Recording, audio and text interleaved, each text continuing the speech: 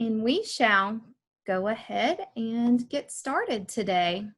Welcome, everyone. Thank you so much for joining us. We're excited to have you here for the Rural Life Virtual Summer Institute on a Friday, no less. So thank you very much for being here with us. Welcome to Setting Up Your Class for Success from the very beginning of the year, a practical guide for building relationships and weaving SEL into your curriculum.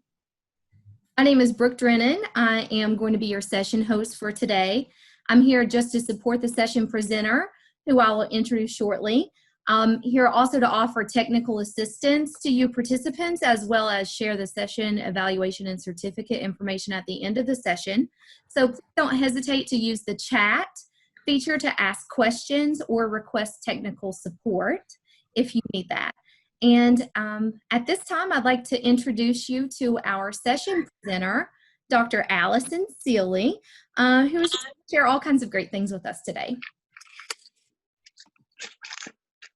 Appreciate it. I'm Allison Seeley, and welcome to the session. There's a lot of people, and my computer is being so slow. I hope it doesn't continue to do this, but y'all know how technology is. Apparently, I'm sitting here hitting forward on my slides, and nothing's happening. There we go. Here we go. All right. I'm going to assume that everybody's pretty good with Zoom by now. If you're not, the main thing you guys need to know right now, go ahead and mute yourself. I am a little strange that I kind of like to see people. I know some people think it's rude if you're sitting there having a drink or whatever during your meeting.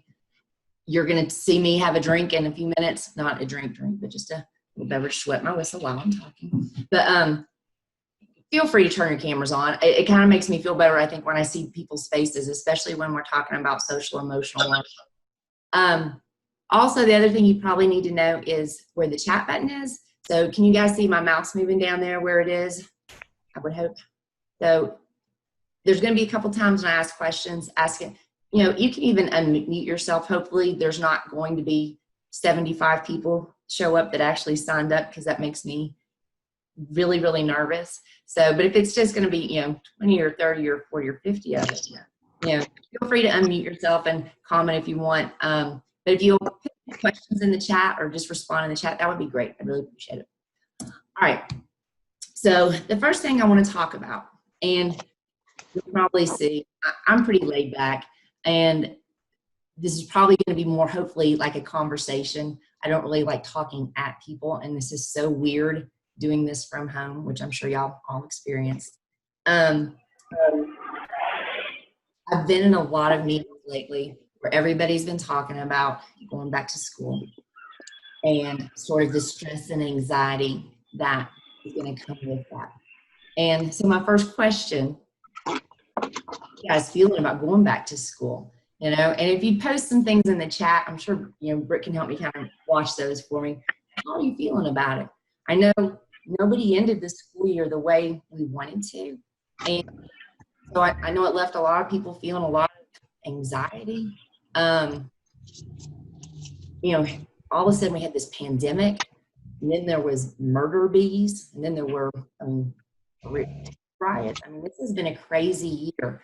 And I truly think, I mean, there's a lot of anxiety that a lot of people have about going back to school and what's it going to look like. And school systems are trying, and I know everybody, a lot of people, I know some schools have come out and said some different things, but a lot of schools have just come out and said, plan going back like we planned.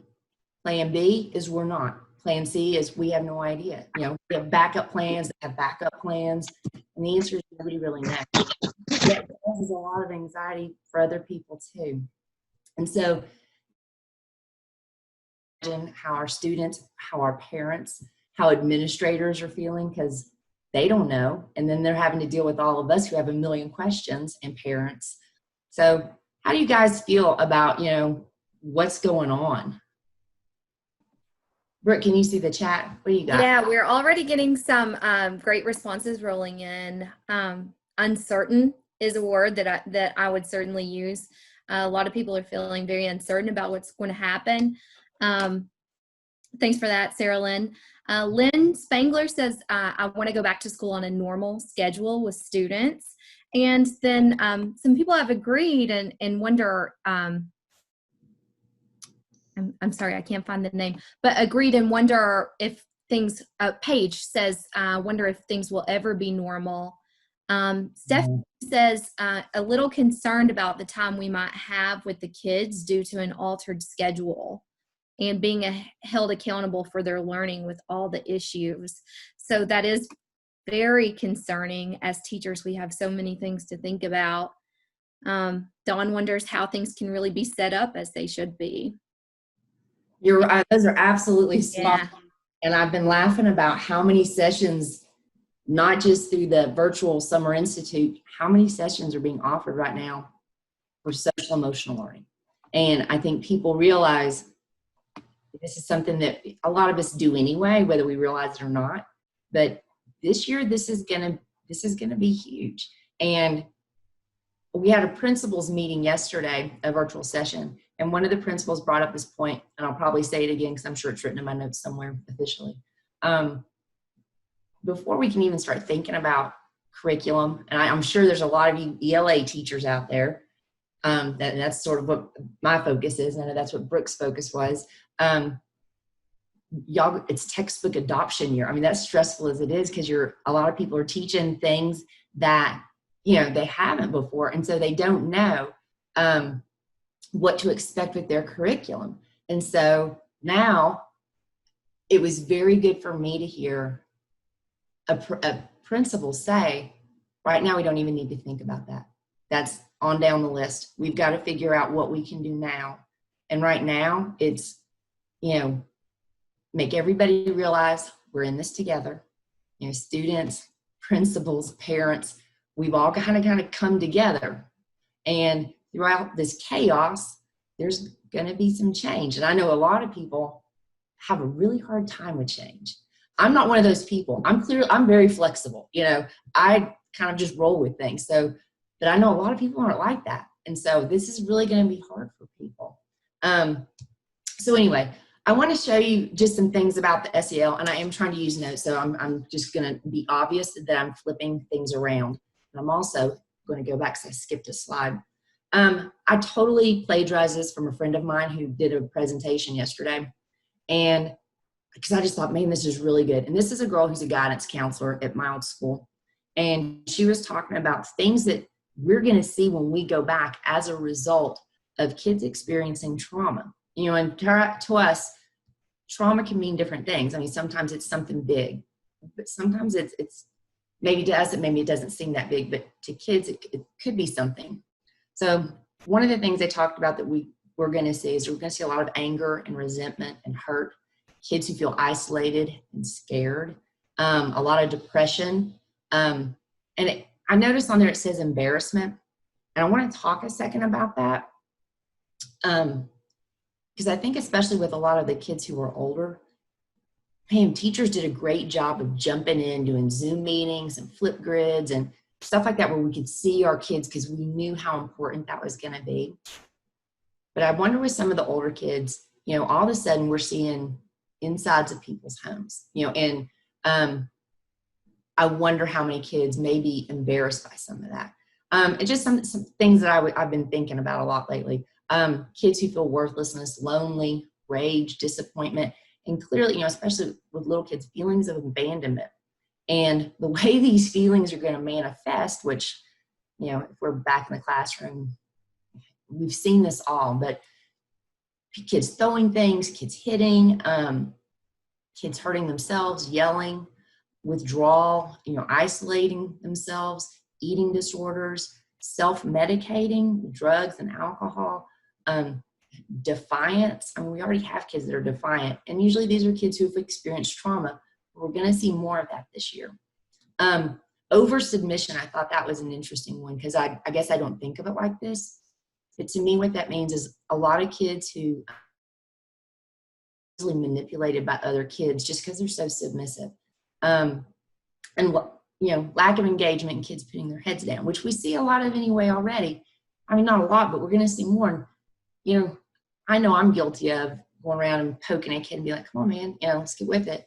If a kid is really experiencing some emotional issues, even if they pick their head up, they're not in the state of mind where they're really going to learn something. Maybe they just need to take a break.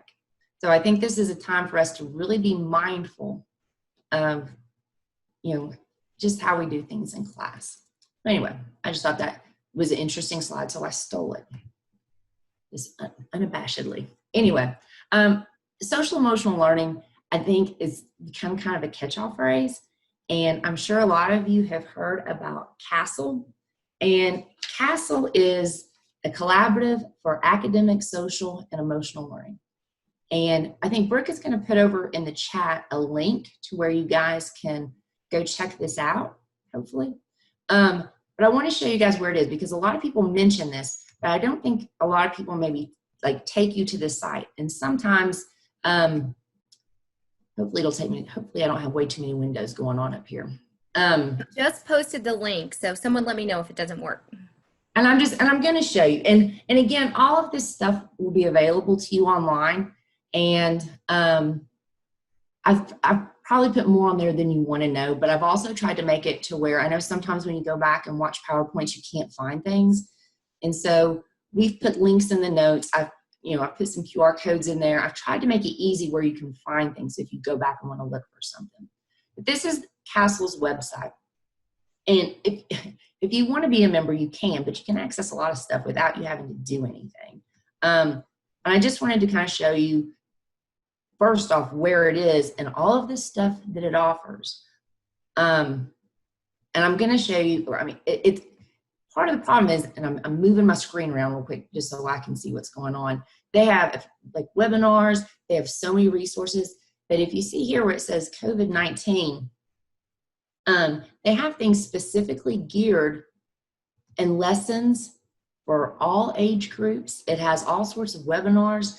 And I've downloaded some of the PDFs that I'll post under like the materials for this session, just so you don't have to, everybody doesn't have to download everything.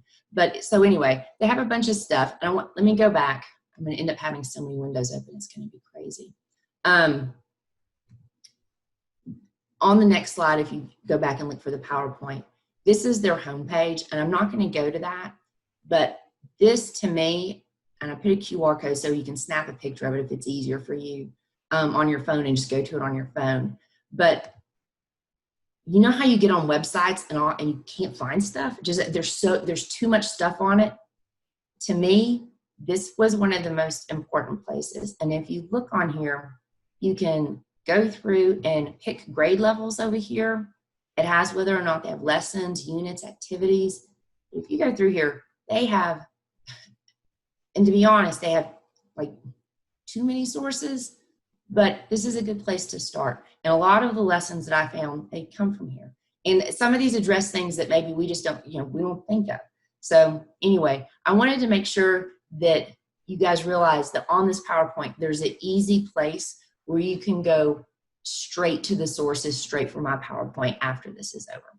So anyway, I just thought that was a really good resource to use. So there's that. And I'll be honest, when we started planning these virtual units, we started back in April. And when they told me my session wasn't until June 18th, I can't tell you how many changes I've made. I mean, I've made like a 3-day seminar. I'm not going to lie. And so for me to narrow everything down that I go, you don't need to know this. I wouldn't want to know this. This is too long. I've gone through and I've cut stuff out.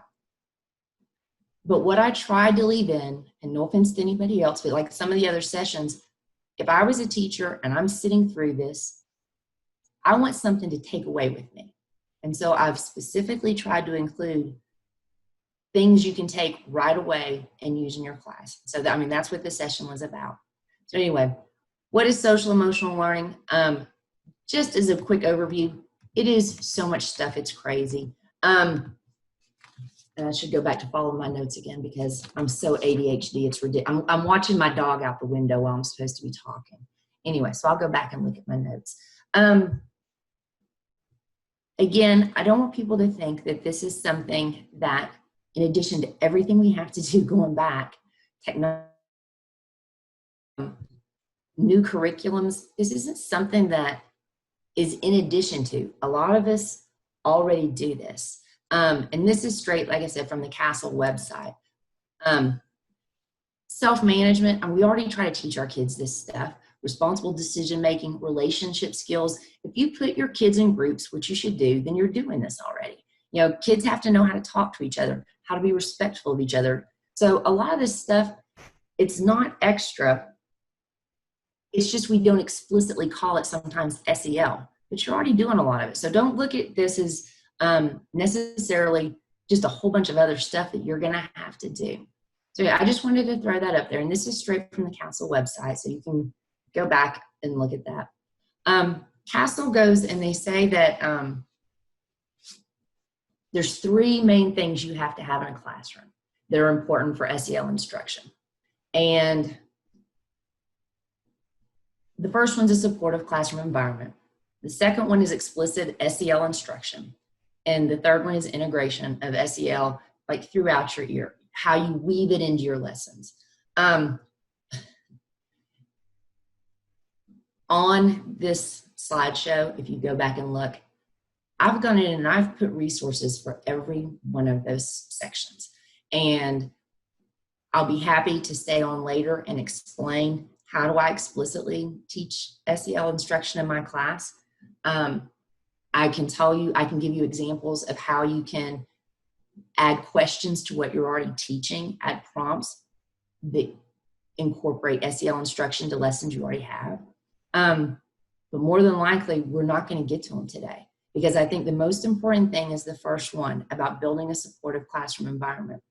If you do not have that first one, you can't really do 2 and 3.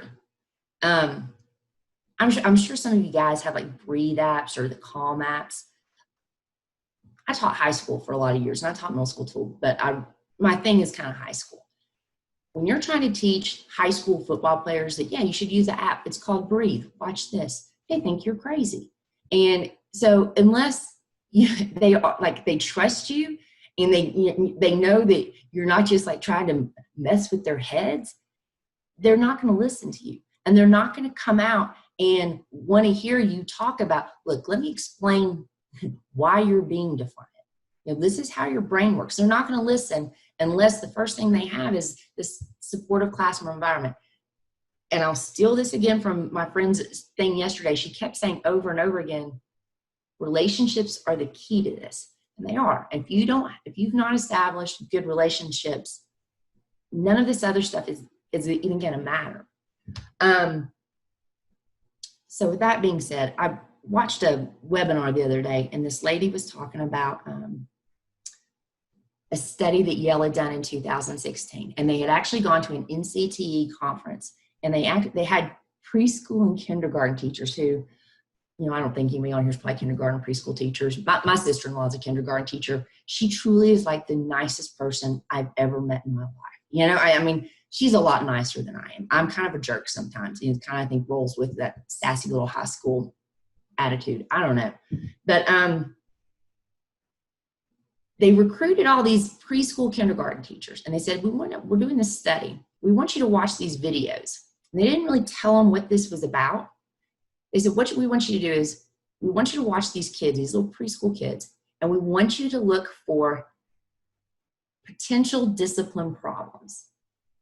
And the teacher's like, okay, oh yeah, all right. And so in this video, there was a white boy and a white little girl, and a little black boy and a little black girl. And when they put it on, the video on of these kids, and they were just playing in a room, they started measuring the eye movements of the teachers, and the eye movements overwhelmingly went to the little black boy. And so when the study was over, the researchers called them in individually, all the teachers, and they said, all right, this is actually about prejudices. And this is what we found. And when they told them, these sweet, nice preschool kindergarten teachers were mortified. I mean, you know, they had no idea. They had no idea. And, you know, in their heads, they treat everyone equal. You know, they're sweet teachers, you know, and they actually had asked permission from them to release it in the study. And there was only one out of all the teachers who said, please don't release my part. And the reason why most of them said, yeah, release it, was because of just how horrible it was. And they wanted other people to know even though you don't realize this is, and I'll just be honest, I mean, I'm not the best academic teacher in the world, but the thing that I'm good at is I'm really good at building relationships with my kids. I've always worked with at-risk kids. We all want to be 5s when we're evaluated. And I truly realized that by me building strong relationships and having kids that could come to me, I was a 5. And I appreciate the fact that my principals, they recognized what I was good at. And they kind of gave me enough wiggle room that that's what I exceeded at. And that's what they knew, that I may not be all over some academic whatever all the time, but my kids knocked tests out of the park. And a lot of it, I think, has to do with how I established my, part of it was, I gave the kids the confidence to try. And, I mean, it's really easy for kids to go try to take a test and go, yeah, I didn't even try. That's why I failed it. But my kids, they were willing to try. And so that's another, big important thing. This is not all this just a touchy-feely whatever. There's something to this. And if kids don't feel comfortable in your classroom, and this is just science, this is in part 2 that we're not going to get to, it's neuropsychology. If your kids aren't in a good place, they physically cannot learn. And so that there's something to them feeling good. All right, anyway, now you can clearly see why I will not be able to get through this slideshow. Apparently I'm a storyteller and I really like to tell stories about things. Okay, this is what we're gonna focus on, because I think when you guys get back to school, this is what you're gonna be like, we just need something to get through like the first 2 weeks and then I'm kind of good. You've gotta, and I totally get that. So there's 3 parts, Castle says, in a supportive classroom environment. The first one's community building. The second one is your students have to feel like they belong, and they have to feel like they're emotionally safe in your classroom. They have to feel like having hard conversations is okay. And you have to have student-centered discipline, which to me, that one may be the most difficult one for me. And part of it is that's my dryer. My laundry is done. I hope y'all all heard that. Anyway, sorry. I probably have a hardest one with doing the student-centered discipline. And that is probably a little bit of a control thing for me. But anyway, oops. For community building, and I may have to speed up a little bit, maybe not. This is so easy because some of you guys, you already do this. But this year it's probably gonna be a little different. That's part of the problem. Literally, the first thing you gotta look at is you need to look at your classroom and go, all right, is this a good sense of community? Are my kids gonna come in here, and are they gonna feel good? Your real question should be are they even gonna come in here, period, at this point, right? They probably might be just watching online at home. But I had to get over this whole, it's my classroom versus it's their classroom. Because again, I'm kind of a jerk high school teacher where I would decorate my room with what I liked, because in my head, I spent 90% of my life in my classroom. So I thought I should enjoy it. And then I realized over time that is not how that really works. And I enjoyed it a lot more when my kids took care of the kind of decorating things. And, anyway, you need to make sure though, when you're decorating it, that especially this year, you have spaces that make sense. After all, and by the way, I tried to take pictures from classes that I worked with last year where I was a coach. And so a lot of these pictures came from my actual classes and with teachers I helped. I love this class over here with the beanbags and the coffee table. Kids need to think about, and this is something, if I'll give a nice longer rural life shout out. If you are in the part of the grant that's coming up, thinking of ways you can build physical spaces and get your kids to think about, where do they learn best when they're at home? Where are they sitting? I have to sit at a table because I'm so ADHD, I can't focus. So I have to make myself sit somewhere where I can pay attention. How many kids, when they're at home, sit at the coffee table? A lot of them probably go lock themselves in their bedroom, just to be honest. But if you have to stay, a lot of them sit at the countertop and get their homework done.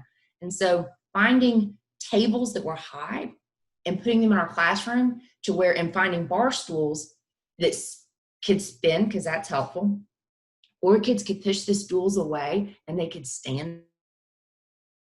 Making your classroom feel comfortable and having places where kids can go to different places where they're going to learn best. I thought it was kind of silly in middle schools where teachers had the rug and kids came together for community time, but I realized the importance of that. But the problem with that, obviously, is with social distancing. How are we going to do that? Also, I want to point out, and I may kind of go back and forth, in your classes, you need to make sure that when you're decorating stuff, I had kids bring in things, and obviously you have to make sure it's classroom, appropriate, whatever. But I also had to make sure that the things that we put on our walls just to decorate, that, that they represented all sorts of ethnicities and different diversities, and not just, especially we're all in a rural area around here. The town I grew up in, like the idea of diversity meant whether or not you were Baptist or Methodist, and what we need to do is we need to put pictures and posters of things that represent everybody, because more than likely, a lot of our kids aren't going to stay in a little community where it's not diverse at all. And so we need to have things on our walls to where kids see things. So, because that's going to help them prepare them for the future. Hey, Allison, may I interrupt for 1 second, because there's a question in the chat that I think is a really great question. Dawn says that she has her ELA class in a computer lab, and she loves the lab, but she's wondering about ideas for making that look more like a community room. Well, obviously, I guess in a lab, you can't move tables. Because you have electrical stuff, but and I was going to get to this, and I don't know if this, I don't have kids. And so I guess my students really are my kids, and I'll even get emotional talking about it. It's so silly. I think I'm a tough high school teacher, but I'm really not. I'm really pretty sensitive about things. I used to have kids that would bring me their stuff from art class and say, hey, look what I did. And I was like, oh my God, that is so good. And I had some kids that would go, you want it? And I'm like, yeah. And it was almost like my classroom became their refrigerator. You know what I mean? Like how kids bring you stuff. I'd start taking kids' artwork and stuff, and it wasn't, and this is the key. Most of us put stuff up from kids' assignments. I started decorating my walls with stuff they brought me. And, and so that made it became more their stuff. I also had kids, and you're going to have to be careful about this. I gave like liberty to kids to where I had some girls like bring in rugs and lamps. Now, with that being said, a lot of that stuff, I'm afraid, is going to end up being kind of gone because there's not really a good way to disinfect some of that stuff, So, a computer lab, since that community thing, how can you warm up a computer lab? And in my head, it's what can you put on the walls? Because you really can't move things, and I don't think you're going to be allowed to add stuff. And lighting is good. Also, I'm thinking about not only just the physical space, but maybe even like, are you playing some music? Oh yeah. When the kids are entering the room or when they're working, like what kinds of things can you do to create that welcoming environment that don't include just like reconfiguring your physical space?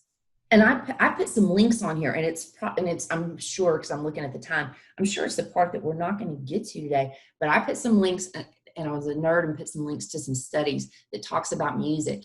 And I think a lot of teachers think that it's a great idea to play like classical music, and there's nothing wrong with classical music. But I went to a conference one day, and I'll just admit, something very traumatic had happened in my life, and I was really having a hard time this day. And they started playing music, but it was not the kind of music that I would think of to play in class.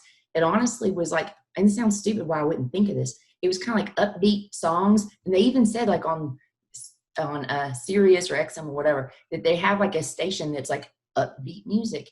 But it was songs that I recognize, the songs from like my childhood, which sounds weird, but they were talking about how powerful it was to have songs where you can kind of hum along with in your head, like, but not classical music. And I guess I just wouldn't have thought about putting that kind of music, but I put some links later on in the slideshow if you want to go back and check out like that music session, because like what Brooke said, that is a great thing to have as music playing. That just sort of makes it, we talked about why we didn't have music playing at the beginning of this session, because it just makes you feel better. Mm-hmm. Yeah, there's a lot of good comments rolling in. Community routines, which is something that I was thinking about as well, just not having to do with the physical space. Yeah, all kinds of great comments there. Let me say that, okay, I'm going to say that this is, and this may be me being snarky a little bit. Like I said, I went to a conference one time and just something traumatic, something really bad had happened in my world.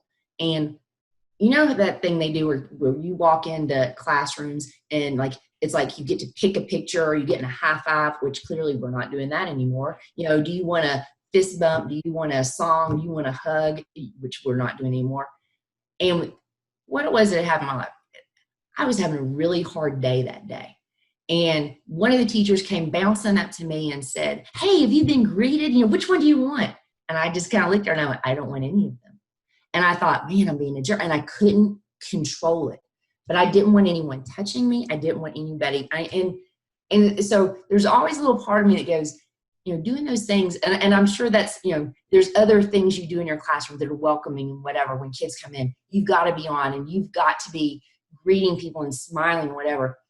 But there are some things that people need to be careful about, that like physically touching people, and not just with COVID, but with some kids that really sets them off emotionally. So anyway, I'm going to go on. And this, like the computer lab, my classroom, we were all in groups and I had a pretty big classroom, but if everybody's having to stay 6 feet apart, so what are you going to do when you have group work? I was very lucky at my old school. I was right next to the cafeteria. And so lots of times I would escape and go to the cafeteria where everybody could kind of spread out. Now, I had to always remember, and I wasn't always good about this, about telling the office where we were in case they needed somebody.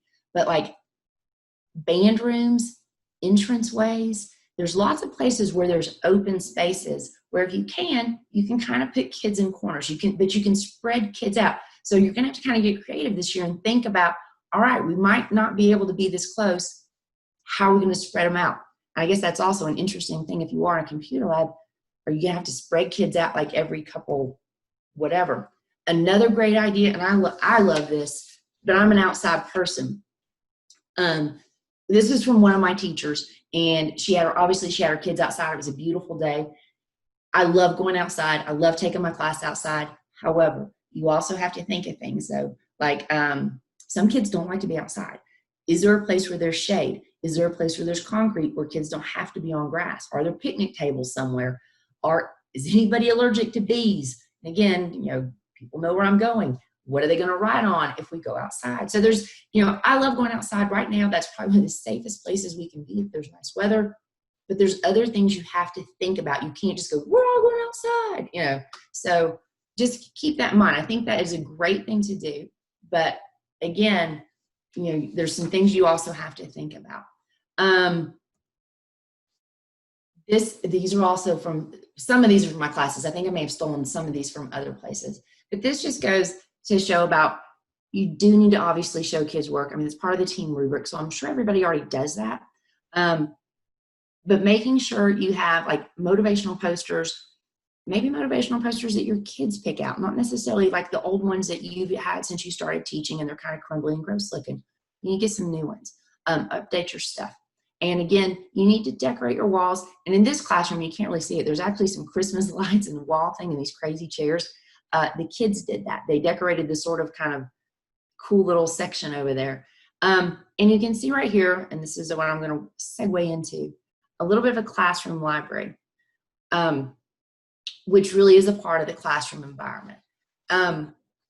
These are some bookshelves from, one of them's actually from my old classroom, and one of them was from a middle school classroom. These up here, interactive bulletin boards are also good. These are book recommendations. and sort of anti-book recommendations like this one really stunk, don't read it, whatever. So kids would make notes about things they read. Obviously, you need as a teacher to go check them out every once in a while to make sure they're not crazy. But I have a library in my classroom that I thought was incredible. A lot of it was books that I'd already read. And I like to read young adult books, so that was okay. So it wasn't y'all's. But I do have certain genres that I like to read. And so there were more of those books on my shelves than others. And I also realized that my books were set up like this. And I realize now the problem with that. And I had thousands of them, so I thought it was great that I had so many, but then I realized not a whole lot of kids checked them out. Also, let me say this. If you're in the second part of the grant with the Rural Life, this is a great to take requests from kids about what they want. I'll give Barnes and Noble a plug. There's the manager, Vicki at Barnes and Noble. She's fantastic about taking teachers and students and showing them things that they can use in class and what are bestsellers. And it's great, but you need to let some kids choose some books.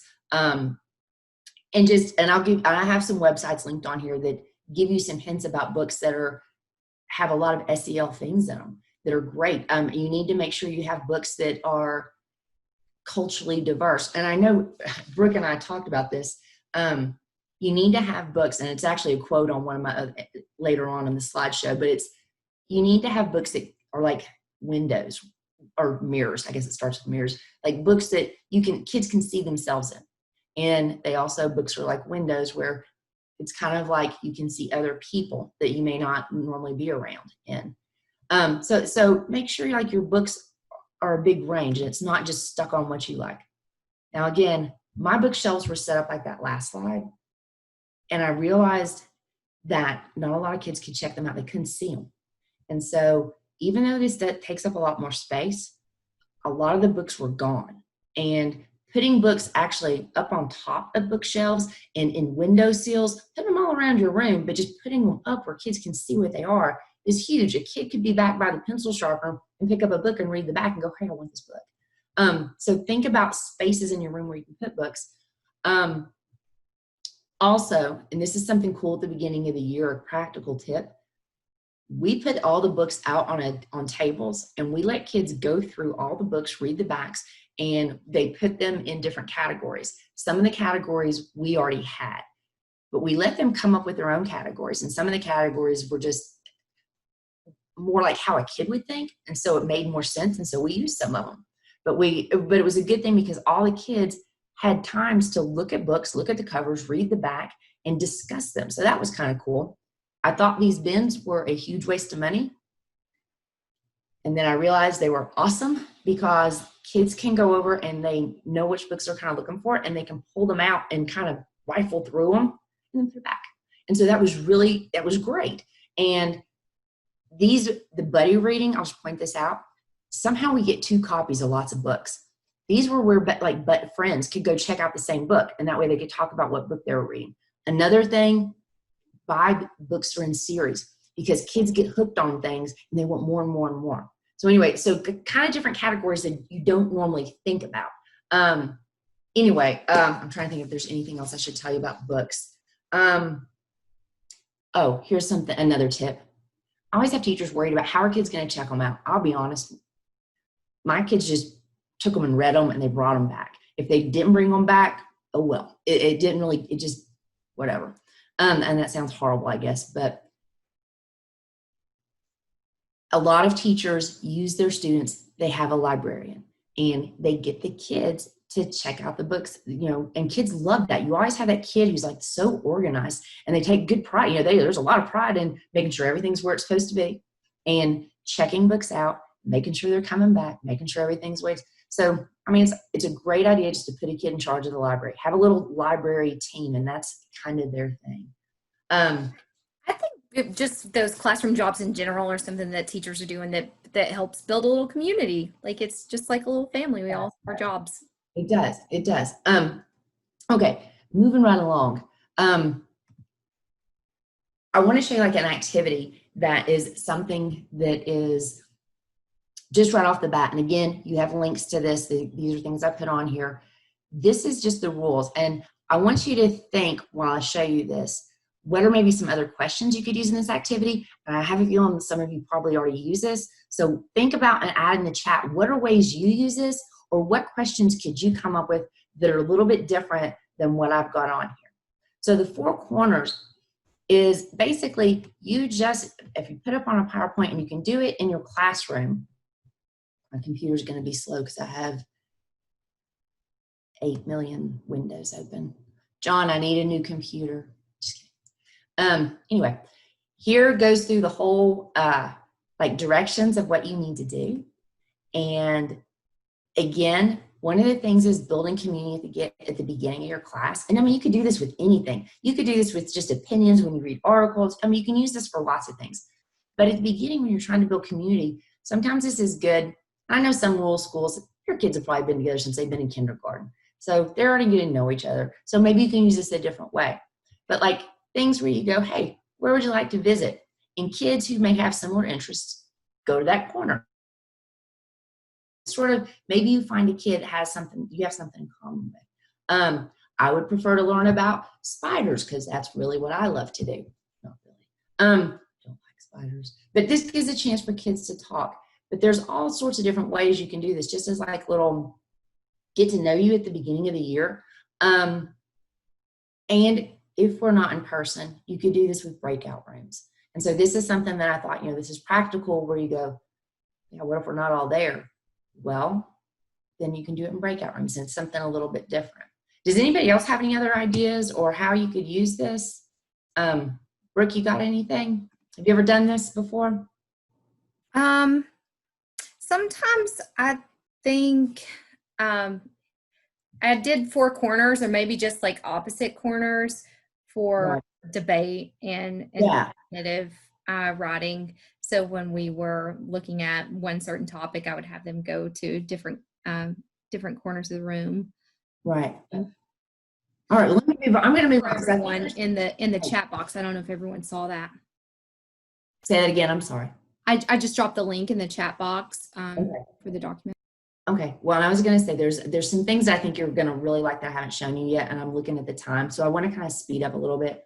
All of these things, affirming students' identities. I have links to titles of books if you're not sure about some things. Goodreads is always a good place. Talk to people at Barnes and Noble. Talk to your coach. We have gone through where we've had to buy, SEL books that cover everything. So, but there is a link to different titles of books. And again, make sure you're getting something from everyone. It's kind of cool. I know one of the books, and it's actually one of these books on this little slide. It almost became like the black market title, and kids. And there was something sort of controversial, but it wasn't really. And I say that. You also need to make sure that any books you get, some young adult novels do have some things that are a little bit controversial for certain areas. And you need to make sure that the books that you get are okay, and that your principal or your district is okay with them. I know some schools that had maybe some more mature books that is, and again, the key is knowing your kids and having relationships and knowing your parents. And I think right now with everything, how we're going back, people need to have relationships with with parents of students too. But, knowing kids who maybe read higher than what they are, maybe more mature kids say, I do have a group of books, but I don't loan them out to everybody. And to where kids, and you just have to feel that out. But that's the thing where you get parental permission, because you have to be careful with some of these books. Some of these titles are, have a little stuff in them that might be a little hard for some kids. On this slide, I'm going to put this in here because when I first started doing this, I was really focusing on pandemic, and then all this other stuff started happening. It really started stressing me out, and I realized, when we go back to school, a lot of us are going to have a lot of probably some hard conversations with some kids, and you need to let kids feel, a sense of belonging and like they're emotionally safe. And you've got to create just a safe, supportive tone in your classroom.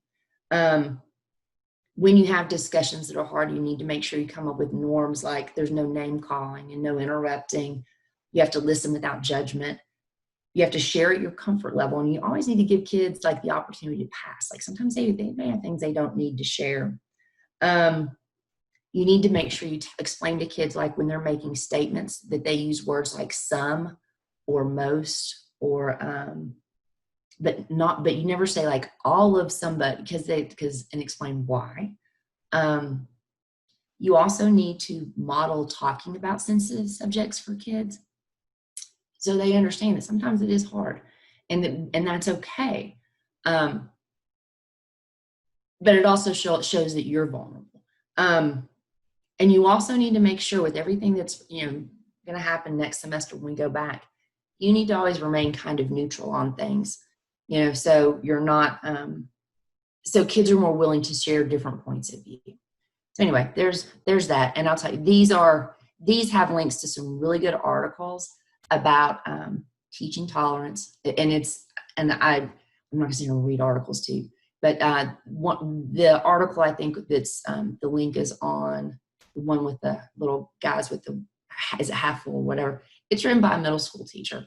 And she's talking about things you really need to talk about that you may really not want to.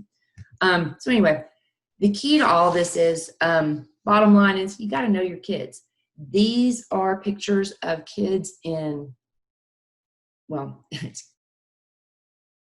they do a thing where one of the teachers had goals and things they need to do in class. And this was a on paper, easy way to get to know your kids. So if you don't have access to technology, there's one thing.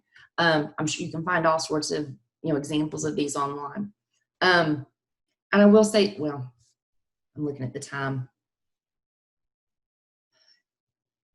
Somebody brought up in one reason why it's good to get to really know people. I know a friend of mine who lives up the street is a special ed teacher and at an elementary school. And she said there was this little girl on a Zoom meeting the other day, and not a girl you would worry about, like the cute little girl, little bows in her hair, always cute, always clean. She had an Apple Watch, and they were having either a talent show over Zoom or something, I don't know what they were doing. But this girl had figured out how to do a cartwheel. Like I said, she was elementary. And so she was like, "Hey mom, hold the phone." So the mom was holding the phone up because that was the only technology they had, was a smartphone. And this little girl ran out, and the mom was videoing her doing a cartwheel in the yard. And my friend said, all of a sudden she looked around and realized this was a kid they should have been worrying about. And just nobody knew until they saw this video and went, "Oh my gosh, where does she live?" You need to get to know your kids because sometimes we're just not aware of that. Another thing that somebody else brought up in another session was, a lot of kids will say, yes, we have access to technology, but what they mean by that is a smartphone. And we've not shown them how to access things, even like Google Slides, because it looks different on a smartphone. And we need to make sure that we teach kids how to use those smartphones. All right, this is another link that I want to make sure I show you because I think Brooke already stole this from me. But this is just a really cool learner profile. Instead of on paper, here's a digital one. And if you click on this link, it is going to take you to a place where it says make a copy. And you can go ahead and make a copy yourself and use this yourself. And it is a really cool online learner profile where your kids can go in and fill it out. It has links, but they set goals. They tell you about themselves, and they can build this up as much as you want. You can add to, you can take out, but when you click on this link, it's going to take it to where they're building their own learner profile. And again, even if I was in class, a lot of kids are going to like this, but this is something that if we are not in class and you're doing stuff virtually, this might be a cool thing that kids can do. And again, if you don't have technology, they can always use the one that's on paper. So anyway, there's that. Another thing about building a supportive classroom and making sure kids feel emotionally supported. And you can take this and steal this as well. Building that welcoming feeling when kids come into your classroom. I had one teacher who every morning the kids went and got their Chromebooks and came back to their desks, and it was just the start of every class. That's what they did. They had something they had to do. But every morning they had this morning check-in. And again, I've made it to where you can just make a copy of it. So you can open it and it's going to be yours if you want it. And maybe mine will open. And this was maybe for a 5th grade class, but you could take it and tweak it. And it's just an idea that it was about we all have good days and bad days. And sometimes, something could have happened that morning that affected one of your kids that you have no idea about. And so this is just like a quick morning check-in. How you feeling? Tell me about it. And there's a little place at the bottom where they can tell you. There's a place where if something is wrong, they can tell you. And it tells them, I'm not going to share it with anybody, but if you want to talk, we can talk. Or you could, at least if something happened, it gives you the chance to know about it and at least say, hey, are you okay? And they know you care. That's all you got to do. This one is one that I saw, and it just made me laugh and I gave credit to the teacher below. Everybody loves memes. Everybody does. And so this was one somebody made where you could just go find your own memes. It's like, how are you? Hanging in there. So that was just one that I thought that was funny, that I thought, that's one that's just maybe a little more for older kids or something. So anyway, I guess I'm curious to know, like, how do you get to know your kids? Are there some other things you guys are doing already that make your kids feel like they belong? I mean, do you have these morning routines or, and something else that I'll tell you that I think about a lot too. One of the things that I do to make sure my kids know they belong, I have the capability to make a seating chart with the kids' faces, their pictures. And I do that immediately as fast as I can. And I immediately start using students' names whenever I address them. And when I see them in the hall, I say their names. And even when I'm asked them a question in class, I say their name. So I learn it, to be honest. And I'll sit there and stare at them. And I tell them, I'm like, don't think I'm being creepy. I'm trying to learn. I want to know who you are. But when you address kids by their name, you feel special. And it makes them feel like you've taken the time to figure out who they are. Anyway, so Brooke, is there anything else that you can think of about making kids feel like they belong or welcome? Nothing's coming to mind right now. I think that you've just brought up a lot of great ideas, and I think there have been some really great ideas in the chat as well. There were a couple of questions about access for the links. So just so that everyone knows, the slide deck is going to be in the resources folder. So you can access all of the links there, and the chat transcript is also going to be posted on the resources folder on the Virtual Summer Institute website. Rachel says, I stand in the hall and talk to them, ask questions about their life or whatever is on my mind about them. It's also a good, I love standing in the hall talking to kids. I talk to kids who are not my students all the time. And a part of it is too, for many years I taught at Science Hill. It's a big school. You need teachers out in the hall just for crowd control and stuff. But I did it a lot of times just to get to know my kids and get to know other kids. And kids just stop and talk to you.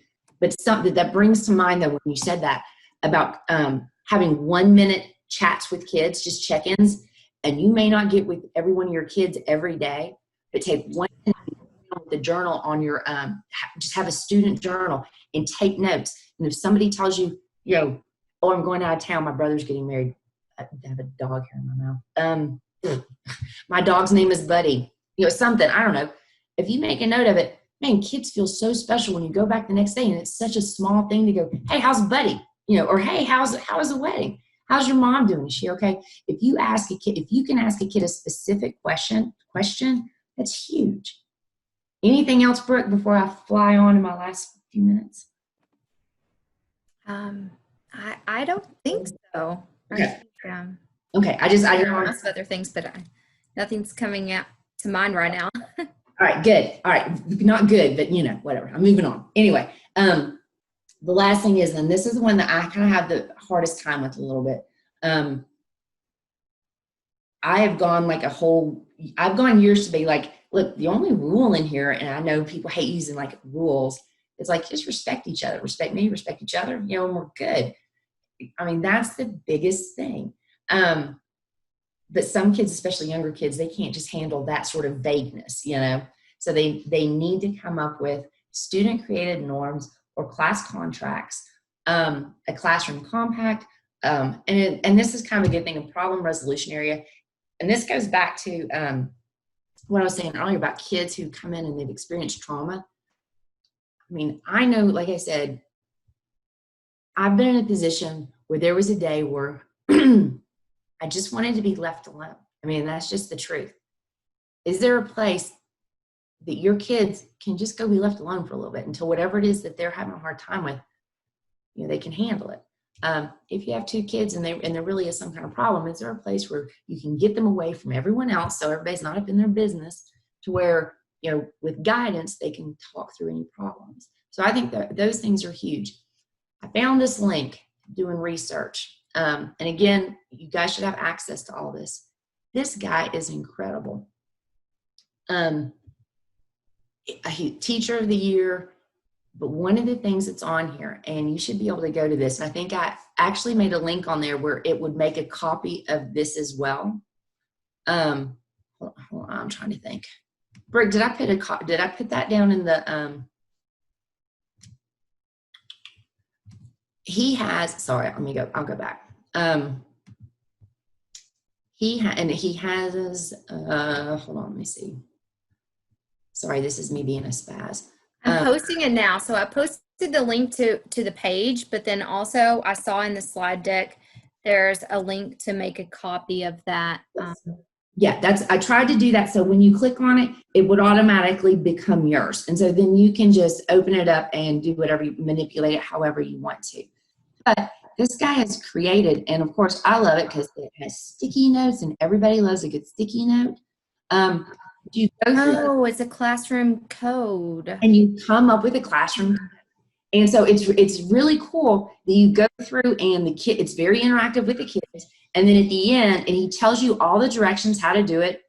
This is a great thing for coming up with classroom discipline and coming up with the classroom norms for your class.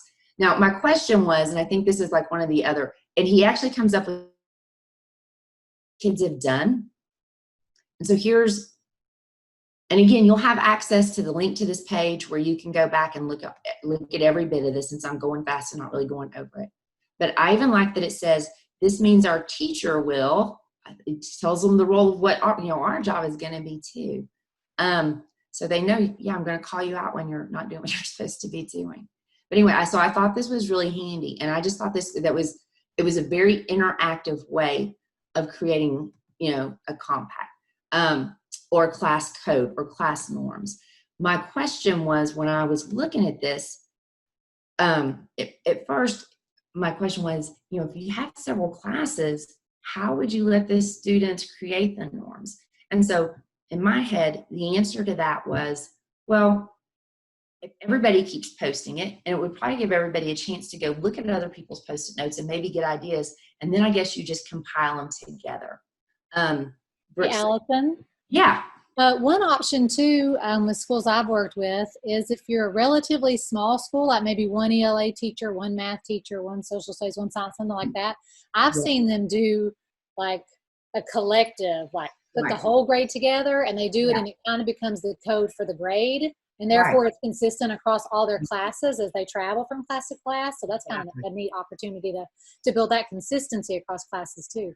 No, and I think I totally agree. And that takes it a step farther of having 3 ELA classes. It goes, and that is huge with kids, especially with, SEL right now, having consistency across the board is going to be huge. So basically, like I've said, I knew when I did this that I literally made like a 3-day whole presentation. Bethany, that's why you don't ask me to do things like starting in April. So anyway, the 3 parts of really in my opinion, the most important part of SEL is relationships are the key. And at the beginning of the year, you've got to build a sense of community. You have to get your kids to where they feel like they belong to your class and they're emotionally safe. And you've got to get kids to build that sense of community. Let them come up with classroom norms. And at the beginning of the year, again, it's great to hear administrators say, that curriculum can wait. We need to focus on us. We need to make everybody understand that we care, and this is a place where kids want to be. So hopefully this has been helpful. And again, if you go through here, I've included music slides. I've included telling kids about how their brain works, because I think that that's really helpful for some kids to understand why they feel the way they do or why they're acting. And sometimes that's helpful. I'm more than happy to stick around. We only our time is up. So I'm more than happy to stick around to ask it, answer any questions. I may ask some questions. I don't know. So anyway, Brooke, Bethany, John. John has posted the link to the survey, the evaluation feedback survey. So that form will close 30 minutes after the session ends. So please just click the link, and we appreciate your feedback and all of your great ideas that you have shared throughout the presentation. The feedback survey is especially important if you need credit for attending this session. You should fill that out and make sure that your name and email are correct, and you should get that right away. Thanks so much, Allison, for all of your great ideas. I know that you spent a lot of time researching and a lot of time gathering all of these resources for teachers, and I know that I'm stealing like so many of these things to use with the schools that I'm going to be working with in the upcoming school year. So all of the resources are there for you, everyone, on the Virtual Summer Institute website. We posted the link a few times, and we can share that again. I know there are a lot of links on here, but one thing that you may need to know is that for the Google Slides presentation that you're going to find on the website, everything is that I shared is hyperlinked on there or included in the notes section. So as you go through, if you put that in presentation mode, or if you just click on the pictures, a lot of them include links to all of the resources that Allison shared. Well, and I'll even add my email address. You guys can email me if you ever need anything. And again, I'm happy to stick around and answer questions. I really just appreciate this. Is very important to me. So thanks for coming. Thank you, Allison. You're welcome. I do have company coming though, so let's get on it. I'm kidding. You're funny.